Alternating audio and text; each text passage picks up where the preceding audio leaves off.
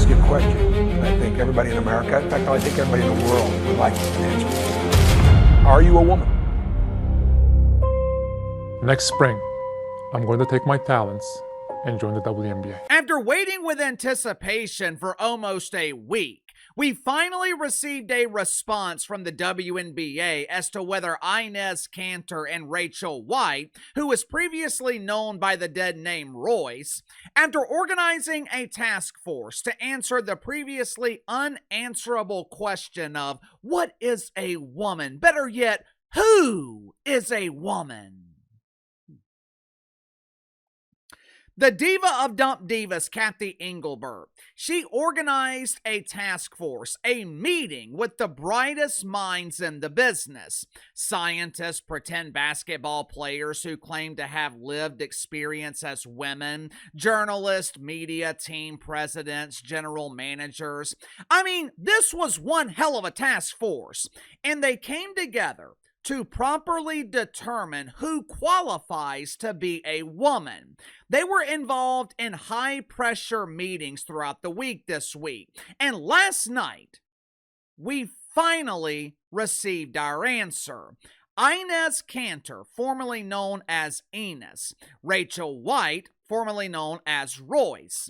They were waiting with anticipation to see whether they would qualify for the 2027 WNBA draft.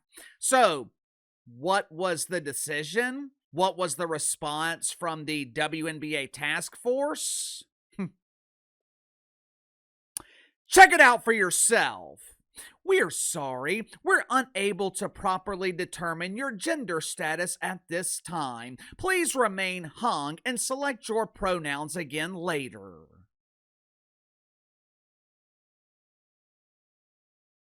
What? Excuse me? You mean to tell me Cathy Engelbert put together another task force that was completely useless? Cathy Engelbert organized a meeting with so-called smart people, and they could not figure out something as simple as gender? I know the budget is tight in the WNBA, but could they not afford to hire a biologist or a kindergartner? What this dump of a league basically told us with this lack of response, the WNBA needs more meetings to properly determine who is allowed to play in their turd of a league. And this is another example of the WNBA hastening their own demise. But before I explain why the WNBA is finished, let's get to the sponsor for today's video, my good friends at BuzzBlocker. Seems like every summer, ticks are becoming more and more common, whether you're gardening, walking the dog, hiking, or even just spending time in your backyard. Ticks are something that a lot of us are dealing with. That is one reason I have added BuzzBlocker to my outdoor routine. I use BuzzBlocker before I head outside to help protect against mosquitoes and ticks so I can spend more time enjoying the outdoors and less time dealing and worrying about bugs. BuzzBlocker is DEET-free and made with all organic ingredients. It is simple, easy to use, and it's become something that I don't leave home without during the summer months. Every purchase with BuzzBlocker comes with a 100% money-back guarantee. If you're not satisfied with their product, just give BuzzBlocker a call and they'll give you a refund.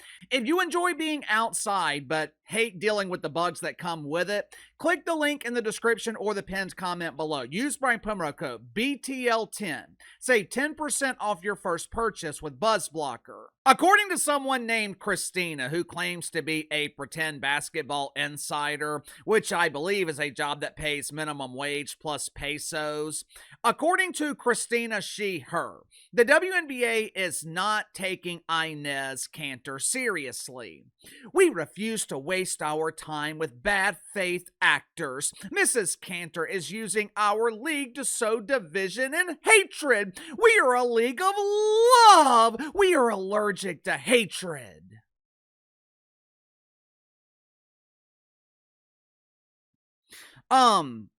you better take Enes Kanter seriously because she officially declared for the WNBA draft. If you refuse to allow Enes to legitimize your league by becoming the first real basketball player to compete in the WNBA, you will be charged with violating the woke commandments and convicted of misogyny, because Enes Kanter has stated on multiple occasions that she is a bearded beauty. And if Enes says she is a woman, according to the WNBA's own policies on self-identification, we have to believe her. Obviously, if Enes Kanter is allowed to play in the WNBA, this league is finished. But I don't feel sorry for this dump of a league, and I damn sure don't feel sorry for WNBA players. This is what you wanted. You created this lose-lose situation for yourself. I have never seen a league intentionally self-destruct more than the WNBA dump. The only close comparison I can think of is WCW in the late 90s, early 2000s. At the time, AOL had just completed their merger with Time Warner, which owned TBS, TNT, along with WCW. Once the merger was completed, the newly formed corporation, they decided they didn't want orchestrated combat in their portfolio. They wanted out of the business of simulated wrestling. They looked down on the audience. They didn't want grown men who purchased farts in a jar watching their networks, and who in the hell can blame them? So what did they do? They essentially allowed WCW to self-destruct. They basically sat back and watched the company intentionally destroy itself. As is often the case with powerful organizations, WCW was destroyed internally, which is exactly what is happening with the WNBA. And I'm starting to wonder if the NBA is sitting back and allowing this to happen. I'm starting to wonder if the NBA is allowing the WNBA to destroy themselves, because I cannot think of a reason as to why Adam Silver is not intervening. What is happening right now in the WNBA? It is absolutely ridiculous. It's unacceptable. Cathy Engelbert, the so-called leader, she refuses to make an easy decision. She refuses to come out publicly and say, men are not allowed in our league. The question is why? I believe Cathy Engelbert is hesitant to make a decision because she is terrified of WNBA players. She's scared of being accused of transphobia. She's scared of being accused of mythical racism. It is the reason Dejanay Carrington is still allowed to play, even though she is a constant problem. Last night, 4 days after she viciously attacked Sophie Cunningham, DJ Carrington introduced her fist to the face of not one, but 2 players from the Golden State Vikings. But it wasn't just colleagues that DJ Carrington was attacking last night. Once again, the WNBA is at war with its own fan base. Once again, overly emotional WNBA players are complaining because one of the paying customers hurt their feelings. Watch it for yourself. This is it right here, because it is going to require so much energy to push back into this game. Chicago's team security has stepped out along with arena security representatives. Carrington went over to one of the officials, as you see Sarah Williams there, to say something.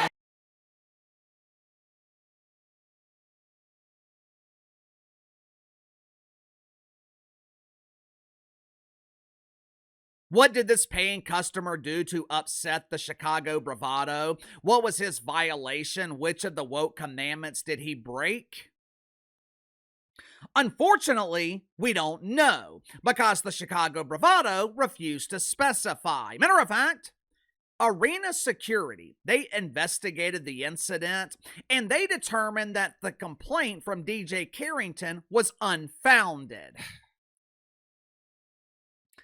Here we go again with a WNBA player overreacting based on emotion, which is what this league seems to base all their decisions on. Emotion. Why in the hell would anyone pay to go to a WNBA game? Forget about the fact that the on-court product is substandard, or as some would describe it, it's the drizzling shits. Forget about the fact that you can't take your children to WNBA games because you run the risk of your child sitting next to some bearded walrus in a tuck-friendly bathing suit. Put all that to the side. Why would anyone pay to go to a WNBA game to be publicly embarrassed by a pretend basketball player who has absolutely no control of her emotions? You'll get kicked out of the arena for booing a make-believe basketball player. So why would anyone pay their money for a product that fails to deliver on every level? You know, it really is hard to describe the level of disdain I have for this league. I don't like Major League Baseball like I did when I was younger. As I have gotten older, I have less free time, and I don't want to spend my limited free time watching a boring baseball game. But just because I no longer like it, that does not mean I don't respect it. I want Major League Baseball to succeed.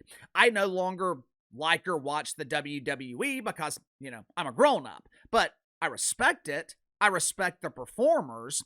With the WNBA, not only do I not like pretend basketball, I have absolutely no respect for this league and most of the players. Not all of the players.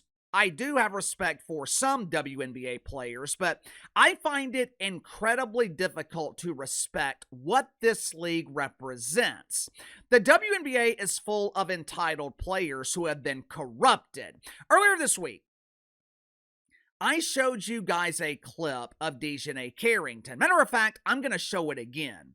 This is Dejanay Carrington while she was at Stanford. This was Dejanay Carrington when the primary influences in her life were her loving parents. Watch for yourself. My dad went on to play in the NFL for 8 seasons, and my sister played basketball in college, and she played at University of New Orleans. My brother played at the University of Oregon and University of Utah. And when I was in high school, my mom was actually my head coach, my dad was her associate head coach, and my sister was one of the assistant coaches. It was a really fun dynamic and a really cool experience just to have my family surrounding me. That was filmed less than 10 years ago. The Dejanay Carrington that was raised in an upper middle class home, the Dejanay Carrington that was raised by loving Christian parents, that inspiring young woman was corrupted by the toxic culture in the WNBA dump. And over the last 6 or 7 years, the inspiring Dejanay Carrington became the insufferable DJ Carrington.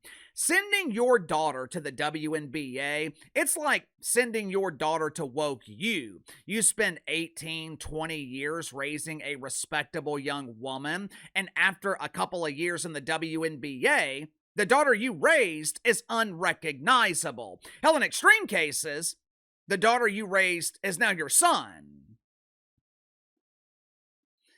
This league is broken. It's like a house infested with termites. If you have ever seen a house with a termite problem, you can't always see the problem or the destruction from the outside. The termites are destroying the home from the inside out. But once you start seeing that destruction from the outside, it's too late. The home is destroyed.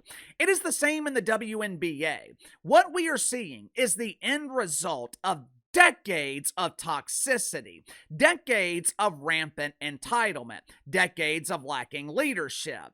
If Enes Kanter is allowed to play in the WNBA, and there is currently no policy against it, if Enes Kanter is serious and he joins the WNBA next season, this league is finished. It's over.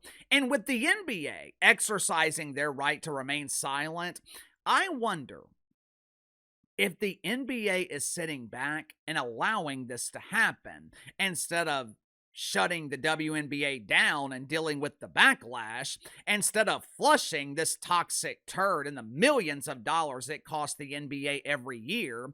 Maybe the NBA is sitting back and allowing the WNBA to destroy themselves. Sound off in the comments below. I'll see you guys tomorrow.